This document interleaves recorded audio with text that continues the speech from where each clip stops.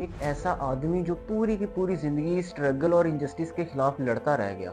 और मेरी ये वीडियो देखने के बाद एक बार आपके माइंड में ये ख्याल ज़रूर आएगा कि अगर इमरान खान 2-3 साल तक नाइंसाफ़ी से जेल में रह चुका है तो वो इतना बड़ा काम नहीं है जितना बड़ा काम नेल्सन मंडेला ने किया था। इमरान खान ने भी अपनी पॉलिटिक्स की दुनिया में बहुत ज़्यादा सख्तियाँ काटी थी, लेकिन इस शख्स नेल्सन मंडेला ने अपनी पूरी की पूरी उम्र ही जेल में गुजार दी थी। और आज की इस वीडियो में मैं आपको ये बात बताऊंगा कि नेल्सन मंडेला 27 साल तक जेल में रहने के बावजूद वो साउथ अफ्रीका का सबसे पहला काले रंग का सदर कैसे बन गया।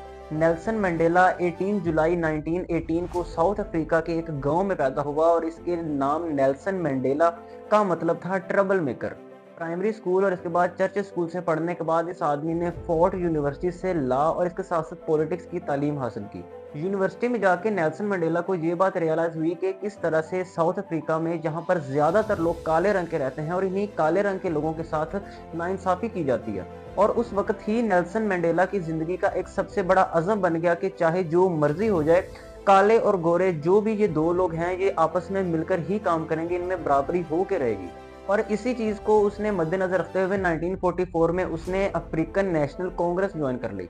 शुरू में तो नेल्सन मंडेला पीसफुल प्रोटेस्ट किया करता था और इसके साथ साथ एज अ लॉयर पिटीशन वगैरह भी दर्ज करवाता था और पब्लिक अवेयरनेस को भी क्रिएट किया करता था। लेकिन वक्त गुजरने के साथ साथ नेल्सन मंडेला को ये बात रियलाइज होती गई कि ये पीसफुल प्रोटेस्ट जो है इससे नेल्सन मंडेला का काम कभी भी नहीं बन सकता, उसको कोई और स्ट्रेटजी अपनानी पड़ेगी। 1952 में वो एक डिफेंस कैंपेन का लीडर बना और उसको बाद में लॉज को तोड़ने की बेस पे उसको जेल में डाल दिया गया। अरेस्ट और इसके साथ साथ शॉर्ट टर्म जेल की वजह से नेल्सन मंडेला को थोड़ी सी पब्लिक इंटेंशन तो मिली, लेकिन नेल्सन मंडेला के साथ साथ 155 और लोग भी नेल्सन मंडेला के साथ कैद खाने में शिफ्ट हो गए। लेकिन वक्त गुजरने के साथ साथ 1961 में इन सब के सब लोगों को रिहा कर दिया गया, लेकिन नेल्सन मंडेला और बाकी सब के सब लोगों का इस चीज के ऊपर, इस अज़म के ऊपर बहुत भारी नुकसान हो चुका था। 1960 में पुलिस ने पीसफुल प्रोटेस्ट के ऊपर फायरिंग शुरू कर दी थी, जिसकी वजह से 69 लोग वहीं पर मर गए थे। और उस वक्त जाके नेल्सन मंडेला को ये बात दोबारा से रियलाइज हुई कि ये जो पीसफुल प्रोटेस्ट हैं इससे नेल्सन मंडेला का काम कभी भी नहीं चल सकता, इस तरह से तो लोग मरते रह जाएंगे। और इस चीज का बेहतरीन हल निकालने के लिए नेल्सन मंडेला दूसरे मुल्क में चला गया और दूसरे मुल्क में जाके अपने मुल्क के लोगों को फंडिंग करने लगा।